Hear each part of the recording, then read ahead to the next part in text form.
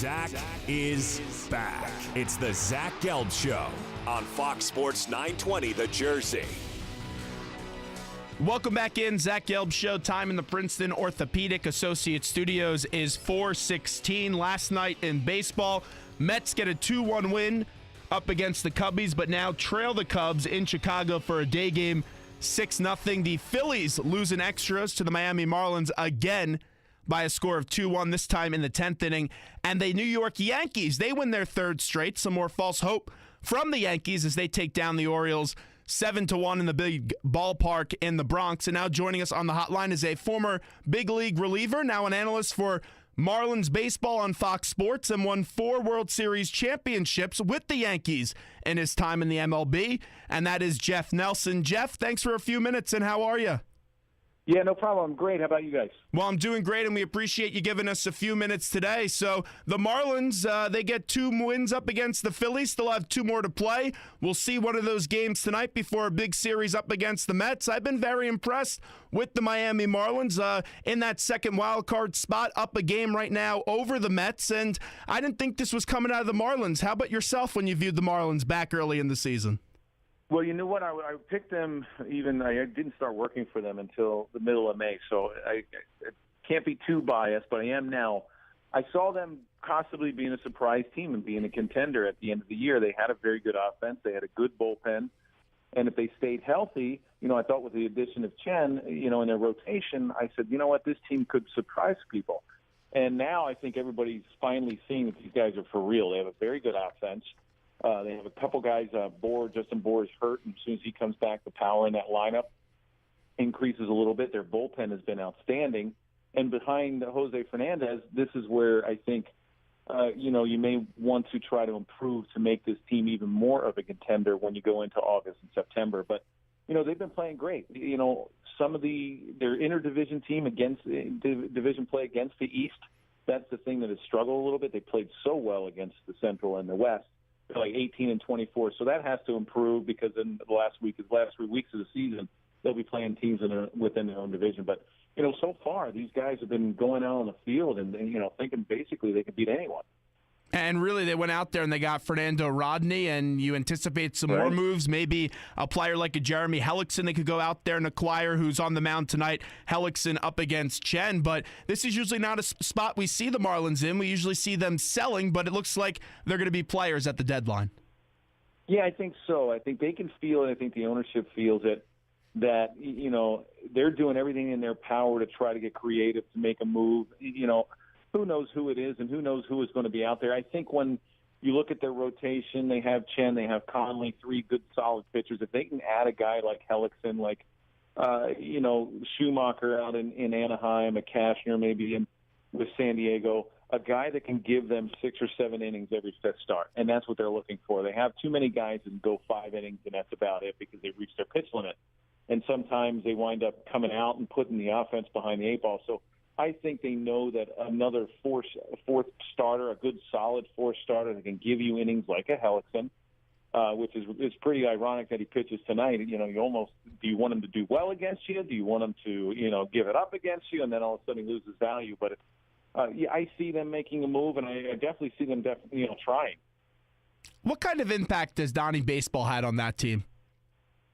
I think he's kept them grounded. Every interview, everybody's saying how humdrum he is, and he doesn't get too excited. Well, he learned from Joe Torre. I mean, Joe Torre knows that the season's a long season. You can't get overly excited about a winning streak, and you can't get overly down about a losing streak. It just happens throughout baseball. If you stay even keeled and you take the good with the bad with the good, you'll wind up coming out on top if you have a good team. And I think Mattingly has done that throughout this clubhouse. He's made them believe that they can win, and he's also kept them humble and kept them grounded.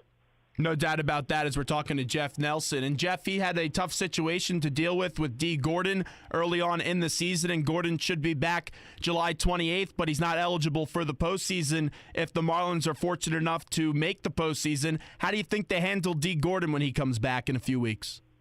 Well, obviously very disappointed. It's here's a guy that won the batting title, and they did everything they can to sign him to that long-term deal. They really honored him as far as winning that batting title last year. and it was almost like mud in their face when it came out that he got caught with PEDs. They would really like him to acknowledge that he actually did it and that he's sorry for doing it, but right now he's not admitting to anything. But he's a guy that brings a lot of speed, obviously, to the top of your lineup, almost 200 stolen bases in his short career. They need to. They're not a big power team, so they really have to try to manufacture runs in different ways. They lead the National League, I think, in offense, but as far as runs scored, they're bottom third. And that's just because they play a lot of station-to-station baseball, and they don't have a lot of team speed. So that will definitely help the top of the lineup, and I think it lengthens the lineup and makes it even stronger. Now, the players are going to welcome him back, and because he's going to be a big part of the team.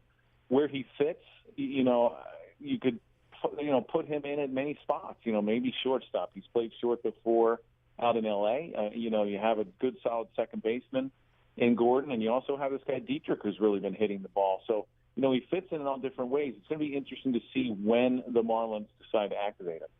And you've been seeing the Phillies the last few days here as the Marlins are right now in Philadelphia. Aaron Nola bounced back nicely after missing 15 days, and it wasn't because of injury. They were just trying to get his confidence right, and they used the All-Star break to that advantage. And then you saw Velasquez last night, 7 innings pitched and only allowed 3 hits. What have been your impressions so far of the Phillies youngsters in the rotation? Well, they're not a team that rolls over. They got off to a very good start, and everybody's, that's a team that could lose 100 games. I'm pleasantly surprised. I think the fans of Philadelphia should be as well. They had a lot of good young players. They have some good guys in that bullpen. Velasquez, he was very good last night. He only gave up 3 hits in 7 innings. He was pretty nasty, throwing 97, had a good changeup, good breaking ball movement on that fastball. Nola was very good, really surprising. You look at his last, I think, 5 outings weren't good at all, and all of a sudden he turns around and just, does outstanding against the Marlins. So, the Phillies have a lot to look forward to. You have a young player, center fielder Herrera, and also Franco. You look at Joseph. Joseph has been killing the Marlins all season so far, the first baseman. So, they have a good future. They have a lot of good young players, and something to look forward to if you're a Phillies fan to go out to the park. There's no question. Pete Mackanin does a good job in a tough spot, having a team that's not ready to win, and he's gotten the most out of this baseball team. And you mentioned Joseph. He has a home run in almost every 12 and a half at-bats, and that's the best in the major league. So there's a lot of bright days to come here, and you're starting to see that in some pieces, but you have to keep the confidence up of these young guys when you're not winning all these baseball games. Like last night, Velasquez does his job, and you would expect to win, but most of the other Philly bats besides Joseph right now and besides Franco are a little bit cold. So what advice would you give to a young pitcher with the ups and downs of a young season like what you're having right now with the Nola and a Velasquez? Well, the thing is you can't control the runs. You can't, even though you hit as well as a pitcher, you can't control your offense scoring. You do your job on the mound. You have to go out and try to win each inning. Go out there and do the best, get as deep as you can in the game, and keep your team in the game.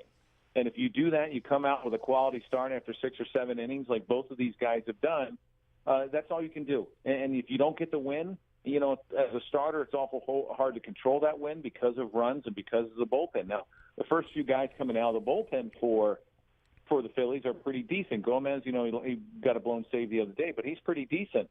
But after that, it kind of thins out a little bit once you start getting into some of your long guys. So in extra innings is really when you can see where the Phillies struggle because they don't have those guys once they get through like the 3 or 4 setup guys they have. But, you just have to keep continuing to. Halleck's in the same way tonight. Go out and go as deep as you can in the game. Try to limit some runs, keep it 2 or 3 runs, and you've done your job. And then after that, you can sleep at night and say, you know what, we're just not winning right now, but I'm going out and doing the best I can to help our team win. By the way, since we have you here, as we're talking to Jeff Nelson, I know interleague play wasn't as frequent that you still have it, but when you were playing now, it's a lot more frequent with the way they make the schedules. I know you were an AL guy for your career, but what do you remember about coming to Philadelphia? Did you come to Philadelphia when you were a player, and what do you remember about that experience? I did. I did. We played at Old Veterans Stadium because interleague play started in '97, and when I was with the Yankees, we played the East for the first, 4 years or 3 years. We just hit up and down the East Coast for the National League. I enjoyed it for the first couple years because we got to see stadiums. I played in the American League my whole career, so I got to see players that I haven't seen before, but on TV. Got to go to places and cities that I've, haven't been before, so that was exciting. Pitching on different mounds.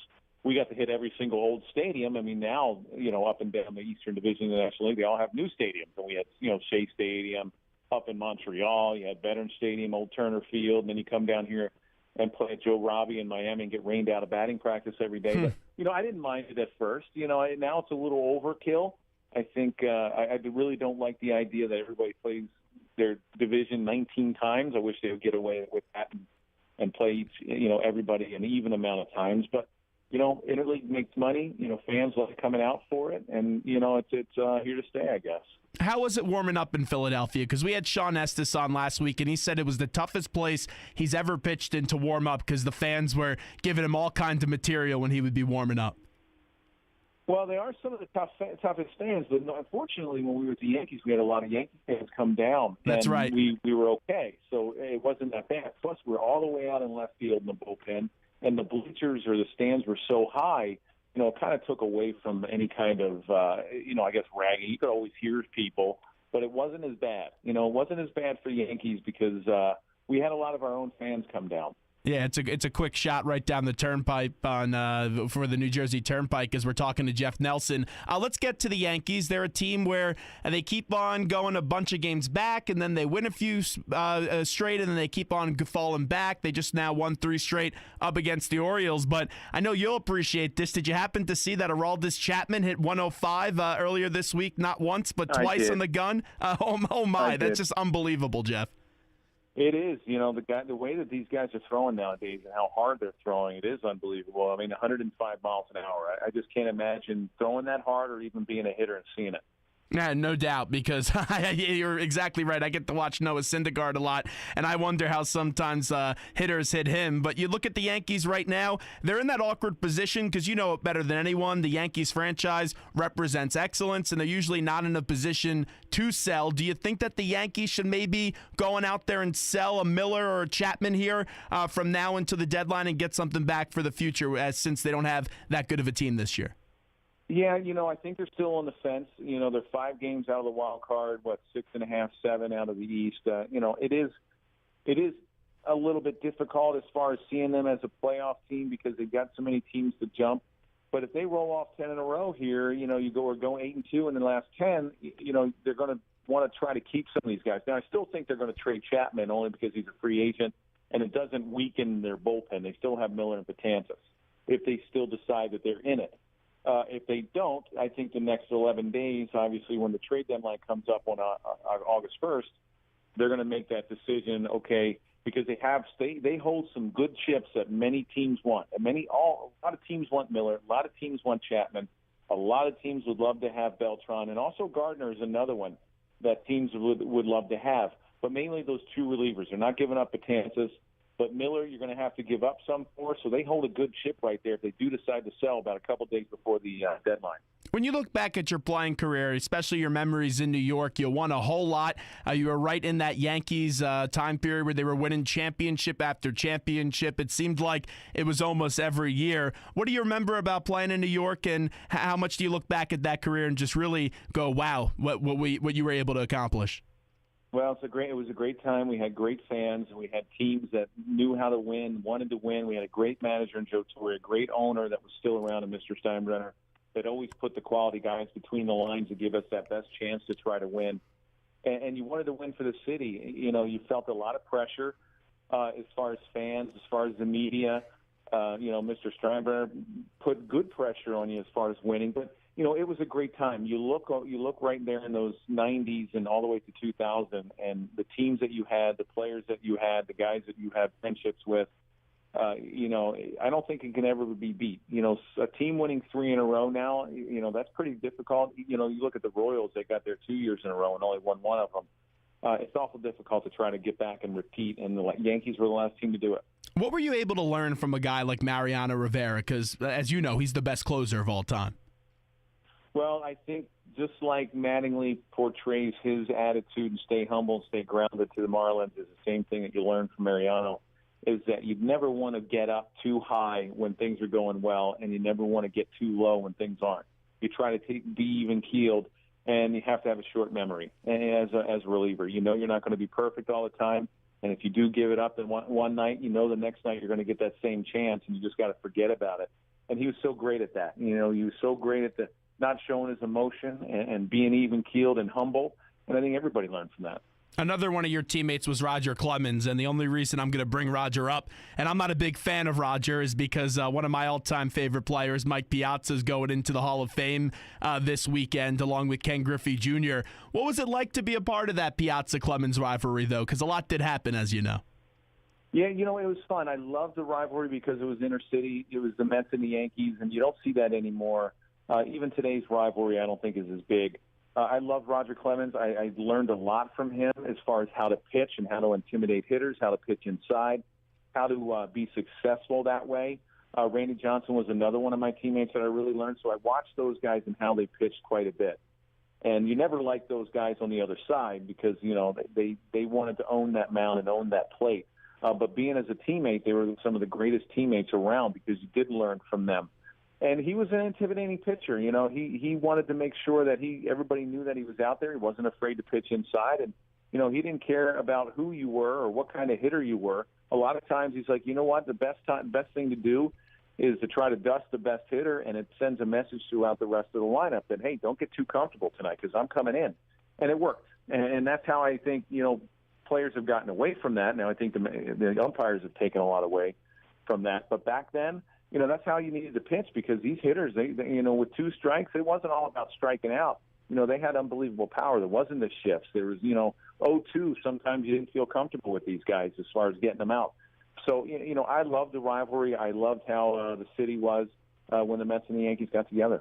Now, let me ask you this, because I've always wondered this. At the time, I was a young Met fan when the Mets and the Yankees met in the Subway Series, and it was an electric atmosphere in New York. And earlier in that season, Roger threw at Piazza's head, and then in the World Series, you had the whole broken bat incident, and he threw it at Mike Piazza, and he said, I thought it was the ball. How do you think a bat is a ball? I never quite got that one when you read the lips of one Roger Clemens looking back at that. It's the heat of the moment. You know, these guys are great competitors, and, you know, sometimes they're so wrapped up into the game that, you know, you say things or do things.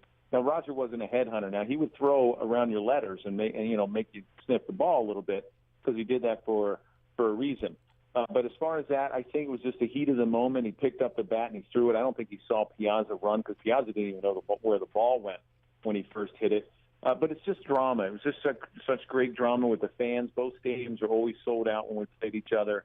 The media would go crazy. The fans would go crazy. You know, it was an exciting time. I mean, you had two great competitors.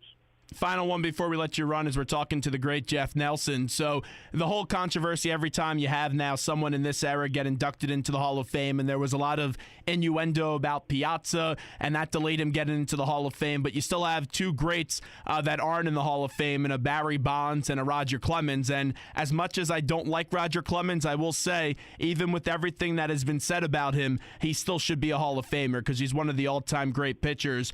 Where do you lie right now in the whole situation of the baseball writers trying to keep some guys out of the Hall of Fame because of the PED speculation? Well, I think they'll continue to do it. You know, as far as Roger and Barry, I think, or Bonds, I think those guys were probably Hall of Famers before the accusations started coming out. Accusations started coming out on them. I think they, you know, when it started coming out, you know, now they have an asterisk in their name, and you know, the reporters want to the writers want to set a precedence and say nobody's getting in.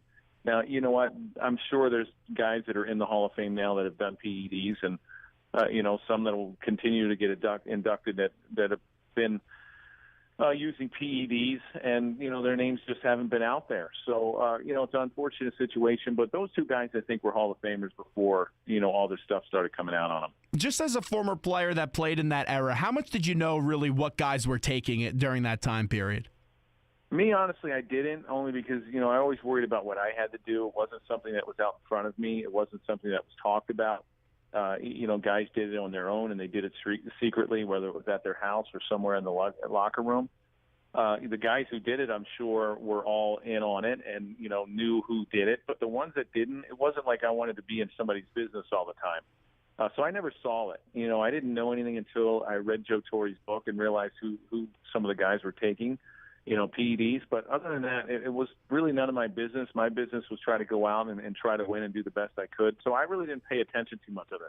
Jeff, tremendous stuff. We appreciate you coming on today, and keep up the great work with Fox Sports in Florida. Thanks so much, my friend. Okay, thank you. There's Jeff Nelson joining us on the hotline. Zach Gelb Show, Fox Sports 920, the Jersey. I had to get that perspective from one Jeff Nelson, because I still don't get it to this day. And you could say it's the heat of the moment, but I don't get it to this day how Roger Clemens, the bat comes to him, and then he takes the bat, and then he flings it at Mike Piazza. I don't get it. I don't understand how you could think a bat looks like a baseball. It just doesn't make any sense to me. But I would say, and I've said this before on this show, Clemens and Bonds, you have to put them in. You can't just ignore an error. Yes, they did take things.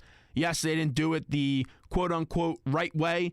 I don't condone what they did, but still, it makes no sense when you look at a record book and you see all the records that Clemens has, all the records that Barry Bonds has, and they're not in the Hall of Fame. So I believe they should get that day. Will they?